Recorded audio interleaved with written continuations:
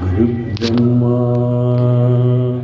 ഗുരുർവിഷ്ണു ഗുരുർദേവോ മഹേശ്വര ഗുരു സാക്ഷാത് പരബ്രഹ്മ തസ്മൈ ശ്രീ ഗുരവേ നമഃ. ഒരു തവണ ചൈതന്യ സമ്പ്രദായ രീതി വച്ച് അഭേദാനന്ദ സ്വാമി തിരുവടികൾ ആശ്രമത്തിലൊരു ഭജന നടത്തി. അതായത് വൈകുന്നേരം 5 മണിക്ക് ഭജന തുടങ്ങി. അപ്പോൾ ആദ്യമേ പറഞ്ഞു ഭജനയുണ്ട്, വരുന്നവരൊക്കെ നേരത്തെ ആഡിറ്റോറിയത്തിൽ എത്തണമെന്ന് പറഞ്ഞു. അങ്ങനെ ഓഡിറ്റോറിയം നിറഞ്ഞു ആളുകൾ ഇരിക്കുകയായിരുന്നു. ഭജന തുടങ്ങാൻ സമയമായപ്പോഴത്തേക്ക് ചൈതന്യ സമ്പ്രദായം അനുസരിച്ചാണെന്ന് അദ്ദേഹം പറഞ്ഞത് 4 വശത്തെയും ഗ്രില്ലങ്ങ് പൂട്ടിയിട്ട് താക്കോലുണ്ടെന്ന് സ്വാമിജിയുടെ കസേരയുടെ മുമ്പ് വയ്ക്കാൻ പറഞ്ഞു. വച്ചിട്ട് 5 മണിക്ക് തുടങ്ങിയ ഭജന തീർന്നത് രാത്രി 12:30. അതുവരെ ആരും അനങ്ങിയിട്ടില്ല. അപ്പോൾ പറഞ്ഞു ഇതൊരു തപസ്സാണ്, ഇതൊരു ടെസ്റ്റ് ഡോസാണ്. ചൈതന്യ മഹാപ്രഭു ഭജന നടത്തുമ്പോഴൊക്കെ ടെസ്റ്റ് ഡോസെല്ലാം ഇങ്ങനെ നടത്തിയിട്ടുള്ളൂ എന്ന്. ആ ഭജനയിൽ വളരെ വിസ്തരിച്ച് ഗുരുനാഥൻ പാടിയ ഒരു പാട്ടിൻ്റെ ഓർമ്മ. ഭഗഗുരു രേ ഭഗഗുരു ബാന്തു മീര നാചീരേ ഭഗഗുരു ബാന്തു മീര നാചീരേ ഭഗഗുരു ബാന്തു മീര നാചീരേ ഭഗഗുരു രേ ഭഗഗുരു ബാന്തു മീര നാചീരേ. लोग कहे मेरा श्याम की बावरी, लोग कहे मेरा श्याम की बावरी, पिता कहे कुल नाशिनी भगगुरु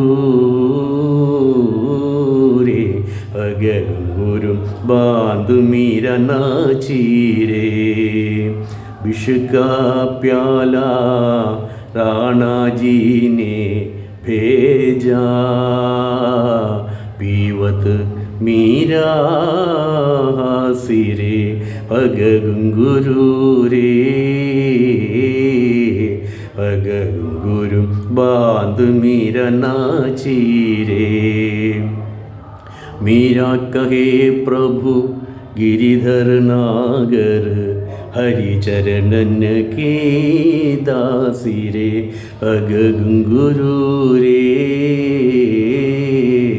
भगगुरु बांधु मीरा नाचीरे भगगुरु बांधु मीरा नाचीरे भगगुरु ബാന്തു മീര നാചീരേ ഭഗഗുരു ബാന്തു മീര നാചീരേ. ഈ ഭജന തുടങ്ങിയപ്പോൾ ഒരു 7-10 പേര് എഴുന്നേറ്റ് അങ്ങോട്ട് ആനന്ദ നൃത്തം തുടങ്ങി. അപ്പോൾ അതിലൊരു മണിസ്വാമി എന്ന് പറയും. അദ്ദേഹത്തിൻ്റെ നൃത്തം, അദ്ദേഹം ബ്രാഹ്മണനാണ്, പക്ഷേ അദ്ദേഹത്തിൻ്റെ നൃത്തത്തിന് ഒരു പ്രത്യേക ഒരു സ്റ്റൈലും കൂടെ ഉണ്ട്. അപ്പോൾ ഈ മീരയുടെ ആ ഭജൻ വന്നപ്പോഴത്തേക്ക് ഭഗഗുരു ബാന്തു മീര നാചീരേ. ഗുങ്കുരു എന്ന് പറഞ്ഞാൽ നമ്മുടെ ഇവിടെയൊക്കെ ചിലമ്പെന്ന് പറയും, ആ രീതിയാണ്. നൂപുരമല്ല, ചിലമ്പ്. അപ്പോൾ ചിലമ്പ് ധരിച്ചുകൊണ്ട് മീരാഭായി സജ്ജനങ്ങളുടെ മുന്നിൽ ആനന്ദ നൃത്തത്തോടുകൂടി കൃഷ്ണഗീതങ്ങൾ പാടുന്നു. അപ്പോൾ ഇത് വീട്ടുകാർക്കൊന്നും ഇഷ്ടമില്ല. പക്ഷേ വീട്ടുകാരെന്നൊക്കെ പറയാൻ നമ്മുടെ രീതിയിൽ പറയുന്നതേ ഉള്ളൂ. മീര എന്നുള്ള തമ്പുരാട്ടിയാണ്, രാജകുമാരിയാണ്. ഇപ്പോൾ രാജകുമാരി ഇങ്ങനെ സന്യാസിമാരുടെ ഇടയിൽ നൃത്തം ചെയ്യുന്നത് അവർക്ക് ഇഷ്ടമില്ല.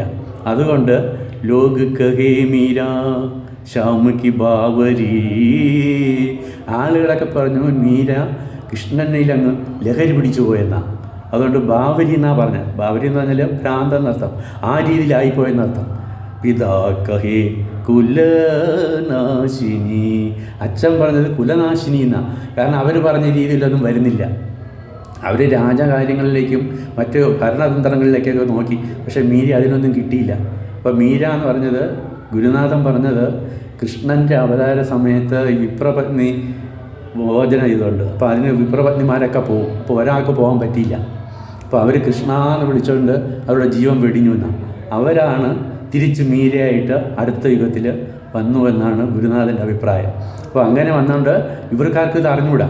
അതുകൊണ്ട് അച്ഛൻ പറഞ്ഞത് പിതാ കഹേ കുലനാശിനി, കുലനാശിനി കുടുംബദ്രോഹി എന്നാണ് മോളെ പറഞ്ഞത്.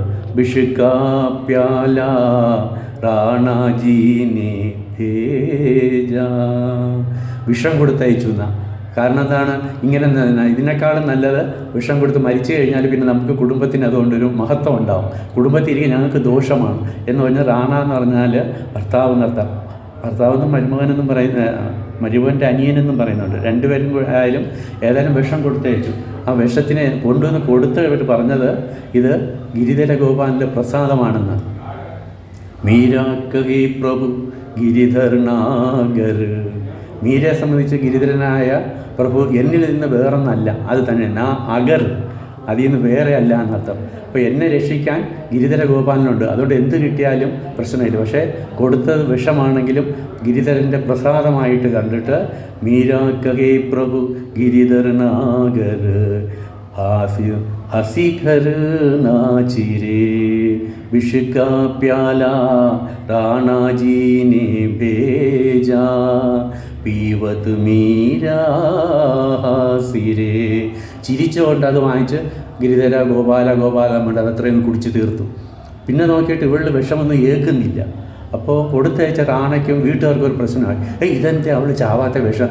അപ്പോൾ എന്നിട്ട് അവർക്കൊരു സംശയം, ഈ പറയുമ്പോൾ അവർക്കും ഒരു സംശയം, ഇവിടെ സംശയമില്ല, മീരയ്ക്ക് സംശയമില്ല, കൊടുത്തവർക്കൊരു സംശയം, കൊണ്ടുപോയവരിതിൽ ഏതെങ്കിലും മായം ചേർത്തോ മാറ്റിയോ എന്നൊരു സംശയം. അതുകൊണ്ട് നോക്കിയപ്പോൾ ആ പാത്രം കൊണ്ട് എല്ലാം പറഞ്ഞു. ചെന്നപ്പോൾ അതിൽ 2 തുള്ളി മിച്ചമായിരുന്നു എന്നാണ്. അപ്പോൾ അത് അവിടെ നിന്ന് ഒരു വൃദ്ധനെ വാങ്ങിച്ച് കൊടുത്തിട്ട് പറഞ്ഞു, വൃദ്ധനത്ത് വന്ന് കഴിച്ച് നോക്കാൻ പറഞ്ഞു. 2 തുള്ളി കഴിച്ചുള്ള വൃദ്ധൻ മോഹാലസപ്പെട്ട് വീഴുകയും ചെയ്തു. പൾസൊക്കെ മാറി മരണത്തിലേക്ക് അടുത്തു.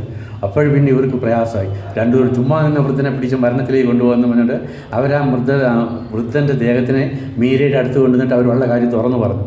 അപ്പോഴും മീര പറഞ്ഞത് മീരാ കഹേ പ്രഭു ഗിരിധർ നാഗർ പീവത്ത് മീരാസിരെ. അവർ കുടിച്ചത് ഗിരിധരൻ്റെ പ്രസാദമായിട്ടാണ്, സന്തോഷത്തോടെ ചിരിച്ചുകൊണ്ടാണ് കുടിച്ചത്. പക്ഷേ അതിൽ വിഷം ഏറ്റില്ല. പക്ഷേ ഈ ഭജന പാടി തീർന്നിട്ട് മീര വന്ന് ആ വൃദ്ധൻ വന്ന് തലോടി കഴിഞ്ഞപ്പോൾ അദ്ദേഹത്തിൻ്റെ വിഷാംശവും മാറി. അപ്പോഴവർക്ക് മനസ്സിലായി വിഷത്തിൻ്റെ ഇത് മീരയിൽ ഏൽക്കുന്നില്ല. അപ്പോൾ ഗിരിധര ഗോപാലൻ കൂടെ എപ്പോഴും നടന്ന് മീരയെ സംരക്ഷിക്കുന്നു. ആ മീര അവസാനം ദ്വാരകയിൽ രൺചോർജി മന്ദിർ എന്ന് പറയുന്ന ക്ഷേത്രത്തിൽ ഇതുപോലെ മീരാഭജൻ പാടിക്കൊണ്ട് ഓടിച്ചെന്ന് വിഗ്രഹത്തിലേക്ക് അലിഞ്ഞു ചേരുകയാണ് ചെയ്തത്. ഇതൊക്കെ നമുക്ക് പറയുമ്പോൾ നമ്മുടെ ബുദ്ധിക്ക് അതൊരു പ്രയാസമായിട്ട് തോന്നും. വിഗ്രഹത്തിലേക്ക് അലിഞ്ഞു ചേരുകയാണ് ചെയ്തത്.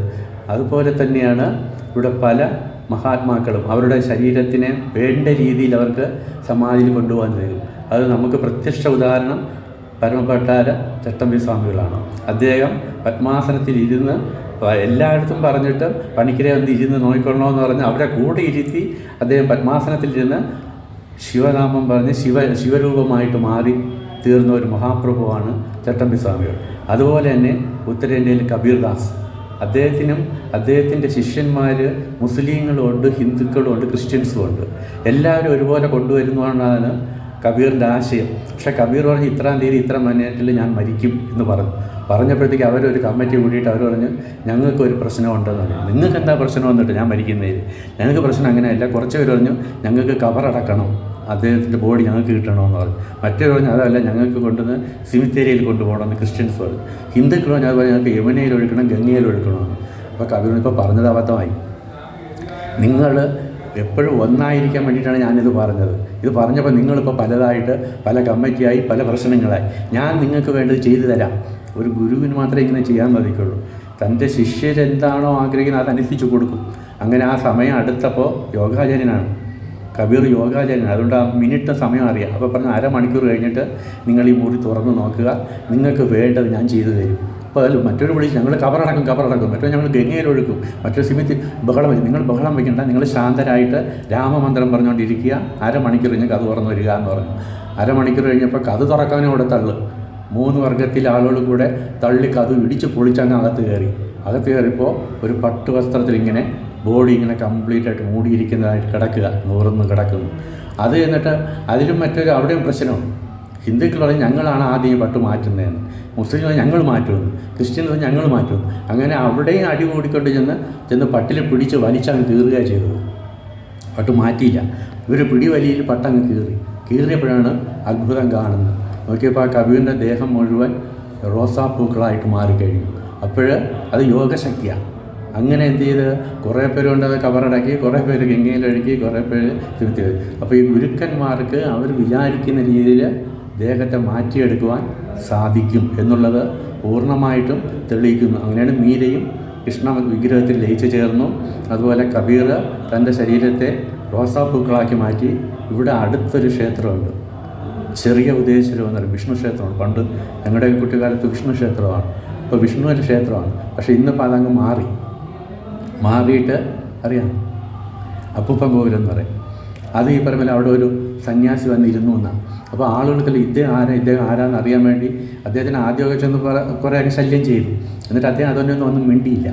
ആരെന്നറിയാൻ വേണ്ടി ചെന്നപ്പോൾ അദ്ദേഹം നേരെ അവിടെ വലിയ കാവിനകത്തോട്ട് കയറി ഓടി. ആളുകളും പിറക്കെ ഓടിച്ചെന്ന് നോക്കി കാവ് മുഴുവൻ അരിച്ച് പറക്കിയിട്ട് അവർക്ക് അദ്ദേഹത്തെ കണ്ടില്ല. അദ്ദേഹം എവിടെ പോയെന്ന് കണ്ടില്ല. അവരെല്ലാവരും അവിടെ മുഴുവൻ നോക്കിയിട്ട് കണ്ടില്ല. ഒരാഴ്ച കഴിഞ്ഞപ്പോൾ അവിടെ ഇദ്ദേഹത്തിന് ക്ഷേത്രത്തിൻ്റെ കണക്ക് വയലുണ്ട്.